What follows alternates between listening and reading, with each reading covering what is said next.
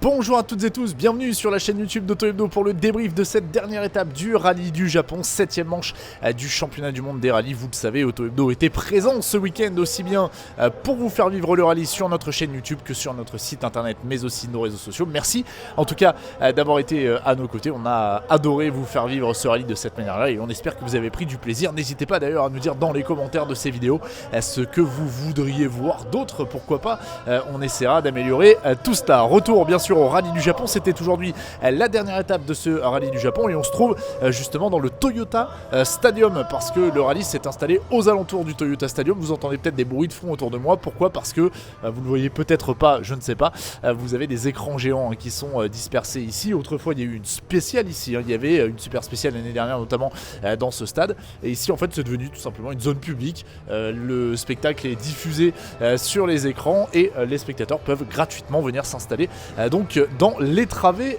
du stade. On profite de l'occasion tout simplement pour s'y installer comme ça avait été un petit peu le cas du côté de Las Palmas notamment, et on va se replonger évidemment dans le dénouement sportif de ce rallye avec la deuxième victoire cette saison d'Elfyn Evans et de Scott Martin qui s'impose devant Sébastien Ogier et Vincent Landé. La troisième position pour Sami Pagliari et Marco Salminen, quadruplé Toyota ici sur les terres de Toyota, dans la ville de Toyota d'ailleurs, c'est aussi simple que cela, avec Takamoto Katsuta et Aaron Johnston qui terminent quand même à cette position. Et puis à la 5ème place du classement général on retrouve Adrien Fourmeau et Alexandre Coria, la première des 3 Hyundai. Les 3 Hyundai se suivent et ensuite dans la catégorie Rennes se suivent les 2 Ford Puma. On rappelle que c'était la dernière apparition en ce week-end des rallyes 1 sur asphalte puisque les voitures s'arrêteront à la fin de l'année et que le rallye du Japon était la dernière manche donc asphalte de la saison. Beaucoup d'émotions aussi chez les pilotes à ce sujet. Je vous propose qu'on écoute tout le monde, d'Elfyn Evans jusqu'à Josh McCarlin du côté de la catégorie Rennes.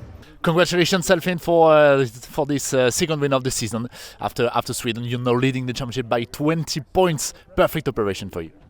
Yeah, thanks. It's been a strong weekend overall. We can be quite happy, I think. Of course, small disappointment not to take a few more points today, but maybe wasn't willing to risk enough to fight with the guys who were really on a fast pace today. But anyway, I think it was an important time to take a win, to enjoy the last rally with these cars as well. So I'm pleased with the weekend. At the beginning of the weekend, you told me that your best memories with the Rally 1 cars on tarmac was here in Japan, winning here on Toyota home soil. So is it a new best memory to be added? One of the better ones, that's sure. And it's always amazing to win at home when it's Toyota's home rally. It's very important to try and do that, and very happy we managed to achieve it. Congratulations for that. Thank you, Elfyn. Allez Seb, félicitations, on est à l'arrivée. On vient de descendre du podium, c'est pour ça que vous êtes un petit peu... vous sentez un peu le champagne, mais bon, c'est bien. C'est plutôt... C'est pire que le champagne. Ah, c'est pire que le champagne. À boire, l'un ou l'autre, ça me va, mais en tout cas, verser dessus, c'est pas le top. Bon, j'avoue que j'avais pas vu les bouteilles, donc c'est pour ça. Bon Seb, quel bilan on tire de ce rallye du Japon? On n'a pas le résultat espéré, donc on ne peut pas dire qu'on soit 100% satisfait. Maintenant, ça reste un résultat correct quand même. Je veux dire, on s'est battu tout le week-end pour essayer d'aller chercher le plus de points possible. Malheureusement, voilà, ce n'est pas les points d'une victoire, mais c'est les points d'une deuxième place qu'il faut prendre quand même. Et puis se satisfaire de ça. Elfyn et Scott ont été solides tout le week-end. Malheureusement, l'écart créé dans le S2 n'a jamais pu être... on n'a jamais eu les ressources pour vraiment remonter ce week-end. Donc bon, il y a quand même du positif à prendre, surtout que c'est un résultat fantastique à nouveau pour toute l'équipe ici au Japon, devant notre big boss qui était là pour fêter ça sur le podium. Donc c'est bien de pouvoir le remercier comme ça, parce que c'est quand même grâce à lui qu'on a une équipe fantastique autour de nous. Et devant son stade en plus, là voilà, on ne pouvait pas faire beaucoup mieux. Alors on sait que c'est un rallye un petit peu de spécialiste quand même, qui a été copié-collé quasiment de l'année dernière. C'est vrai que finalement les écarts c'est normal qu'ils soient assez resserrés, mais quand même depuis le début du week-end vous nous dites que vous êtes un petit peu déçu de la perf. Finalement quand on compare l'écart en kilomètres à la fin du rallye, vous étiez quand même, vous avez fait le même rallye qu'Evans, on va pas se mentir. C'est ça, c'est une spéciale où malheureusement la position de départ a joué à notre défaveur cette fois-ci, mais bon honnêtement le leader du championnat il le mérite de temps en temps d'avoir aussi un petit peu l'avantage, parce qu'avec ce qui l'attend sur les prochaines manches, c'est bien que cette fois-ci quelque part il soit récompensé d'être en tête du championnat. Maintenant pour nous c'est sûr que ça va pas dans notre sens et que l'écart, au lieu d'essayer de le réduire, augmente encore un petit peu avec la tête. Mais on n'est qu'à mi-saison, donc il faut jamais baisser les bras et on sera en Grèce pour essayer de jouer la victoire. Alors c'est ce que j'allais dire. Alors, déjà ça c'est une bonne nouvelle parce que la liste des engagés n'est pas sortie, donc merci de le confirmer. On sait. Mais en tout cas voilà, on a cette information là, donc déjà ça c'est cool. Mais c'est vrai que Elfyn va se retrouver à ouvrir la route là maintenant, en tout cas au moins sur la Grèce. Vous allez partir un petit peu plus loin, donc finalement l'opération est peut-être pas si mauvaise que ça quand même, Seb. Ouais, non, je préférais largement. Honnêtement, c'est pas aujourd'hui que ça fait mal, hein, c'est le Portugal qui nous a coûté très cher parce que là ça fait une grosse vingtaine de points d'écart et au lieu de se retrouver à une grosse trentaine aujourd'hui, c'est la soixantaine quoi. Donc du coup c'est sûr que maintenant il va falloir cravacher sur les rallyes qui viennent, mais bon, rien n'est perdu. Le sport auto, il peut se passer plein de choses et on l'a vu au Portugal, hein, on était tout proche de faire une super opération et puis en une spéciale, ça fait 20-25 points d'écart. Donc on va continuer à y croire et continuer à se battre. Allez, il va se passer encore plein de choses cette saison. Merci beaucoup Seb, bravo. P3 back on the podium. Happy with that? Yes, happy with that. Well, yeah, of course it's nice to be on the podium, especially in Rally Japan for Toyota. As a Toyota driver, I think it's really special always. Yeah, and that was the place of your very first podium. Just a quick reminder, it was 6 months ago, so that's nice. It shows your improvements since then. That was your first podium, and after that, even if we put Monte Carlo on the side, you have done an amazing job since that. Yeah, exactly. Now it's already the 6th podium, so I need to be really happy for that. Once again, we had also some really good pace this weekend. We had some stage wins also here and there. So it was not only safe drive to wait for the others to make a mistake, but also we had quite solid performance. So need to be happy in a big picture. For the moment, you are the only Toyota driver that hasn't won a race. For the moment, when it's gonna come? In your home soil, in Finland. It's my bet. Let's see. Yeah, there is many nice rallies coming this season still, so it's only the halfway. So yeah, I hope so it will come at some point, but it's really hard to predict. Taka, end of your home event. That was not the easiest one, but you finished on a good note today. That was interesting to see your pace on this Super Sunday. Yeah, it's been a very difficult week, to be honest. It started very badly and I was expecting a lot of, let's say, good result and good moment here, but it started straight away with puncture and difficulties on Friday morning.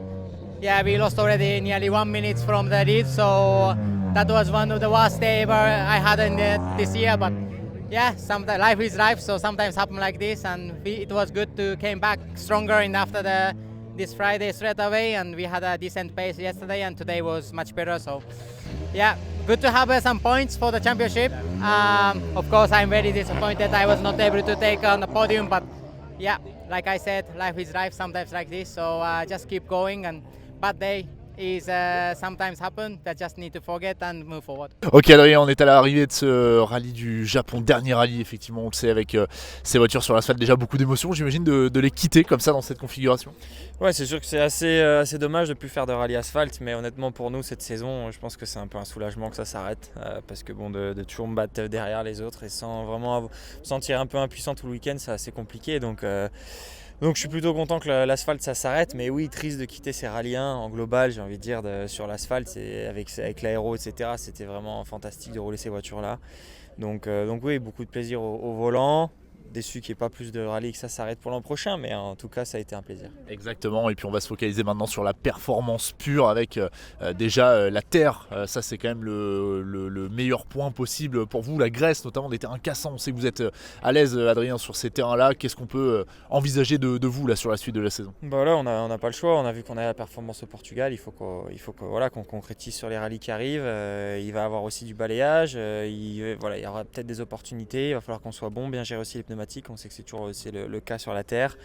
Et puis voilà, essayer de donner le meilleur de nous-mêmes. S'il y a un rallye, un terrain là sur ceux qui arrivent des rallyes terre à venir qui vous inspire peut-être un petit peu plus, lequel serait-il?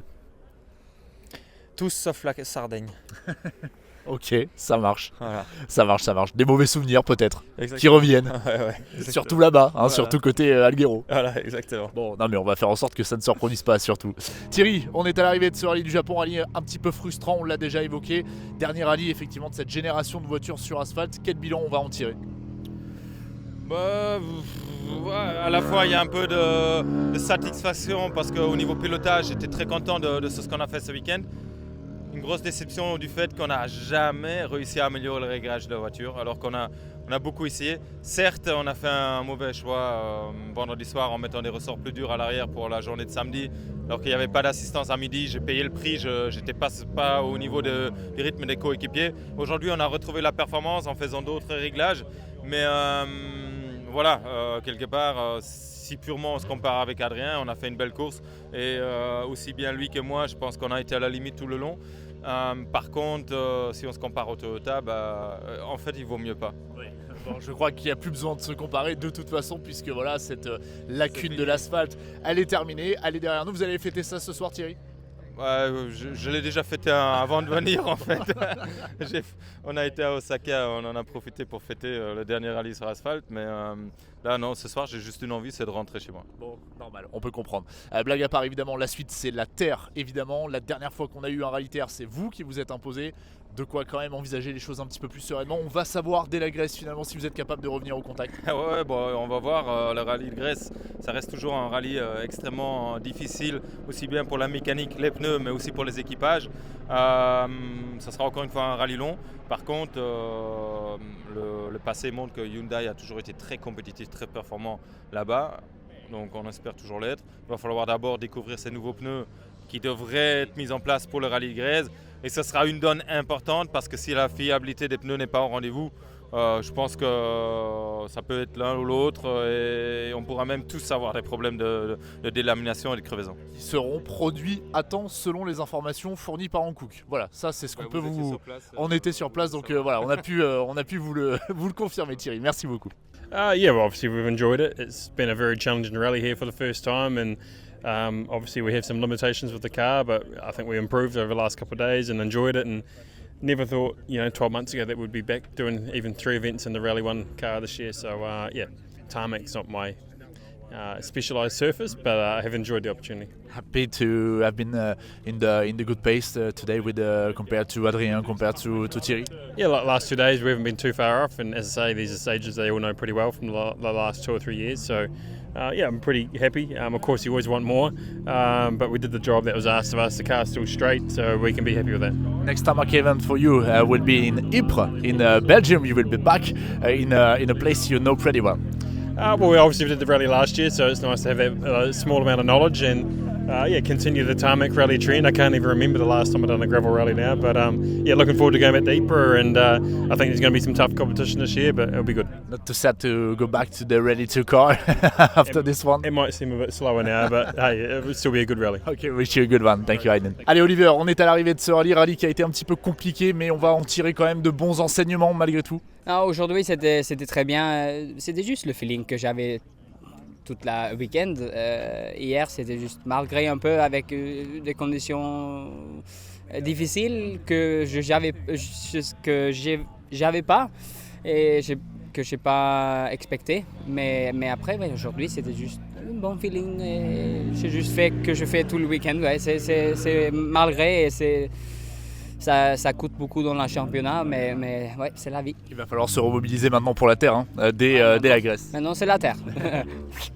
Allez, on est déjà concentré. Merci beaucoup, Oliver, en tout cas. Yeah, it's been a tough event. A lot of new pace notes to write, and the roads are quite actually fast, and a lot of commitment that you need.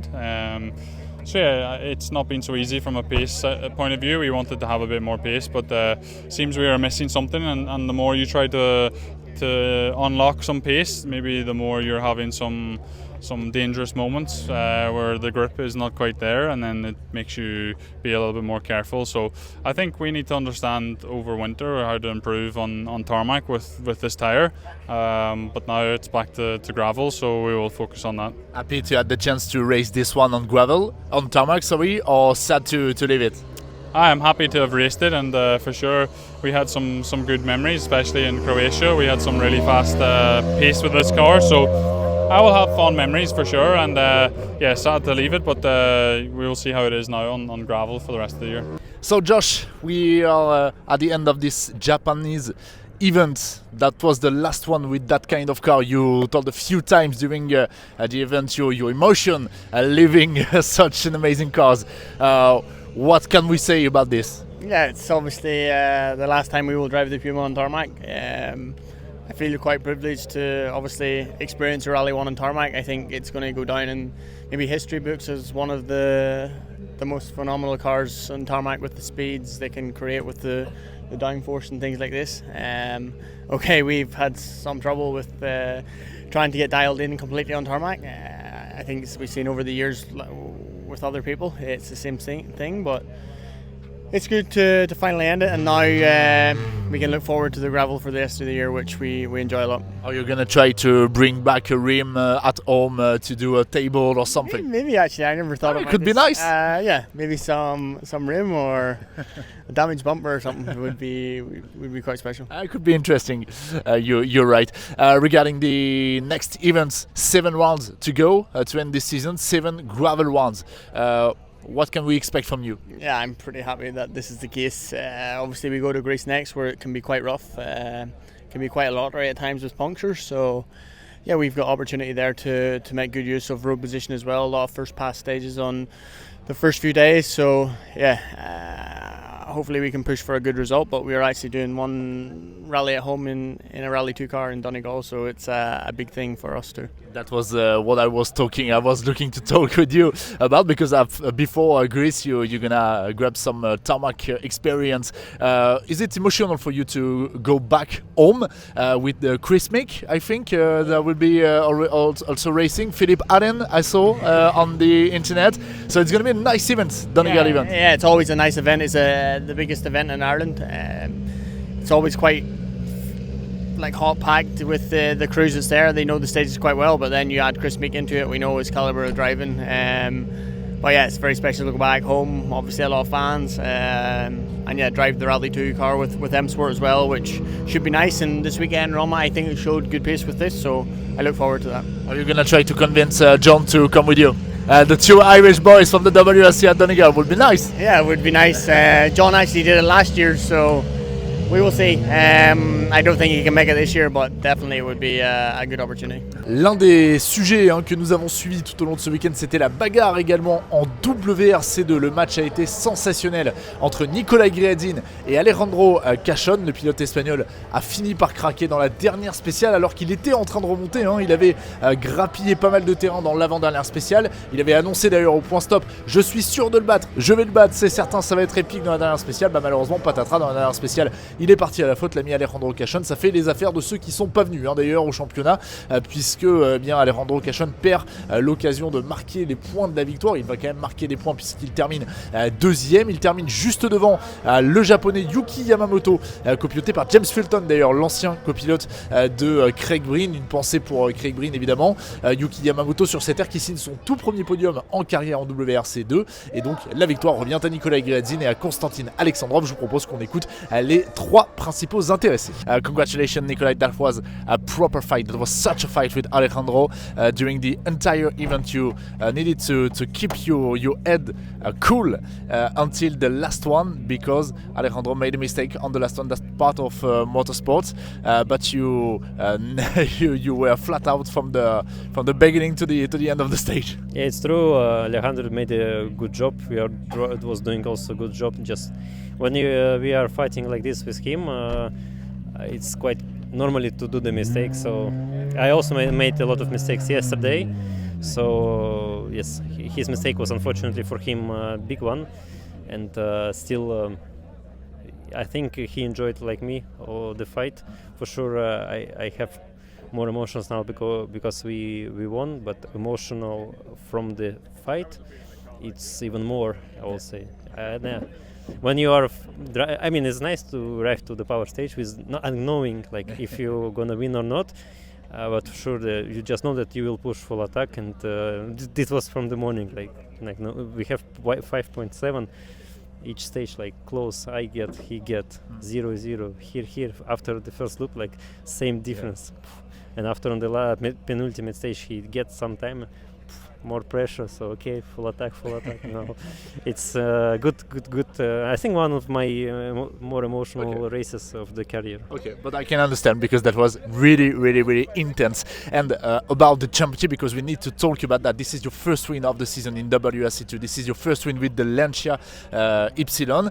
This is the third win of the Lancia in WRC after the Tier 1s of Johan Rossel. And this is a big operation, Canterbury, for you on the championship. Yes, it's for sure good for championship points, really good for Lancia that it's first year of the car and we're already able to win the rallies. It's just promising that we can improve more and more to find even more pace and to make this car even better. Next is gravel, and we saw the pace you were able to put with the car in Portugal. Do you think it's going in the good way for Greece, for Estonia, Finland, the next one?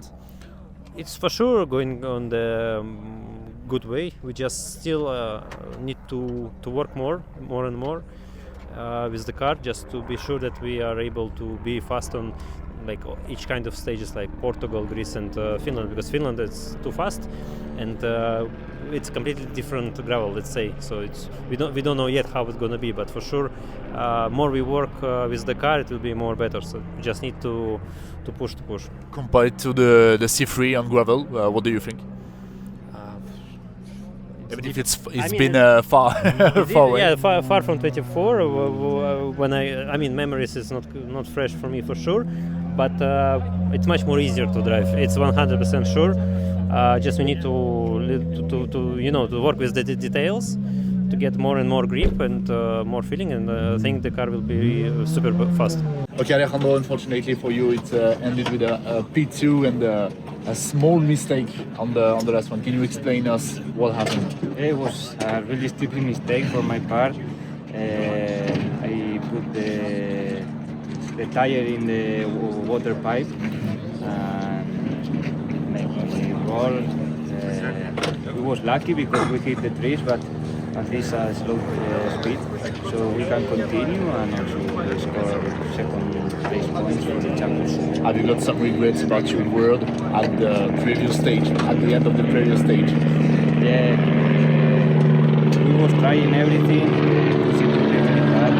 Congrats for racing.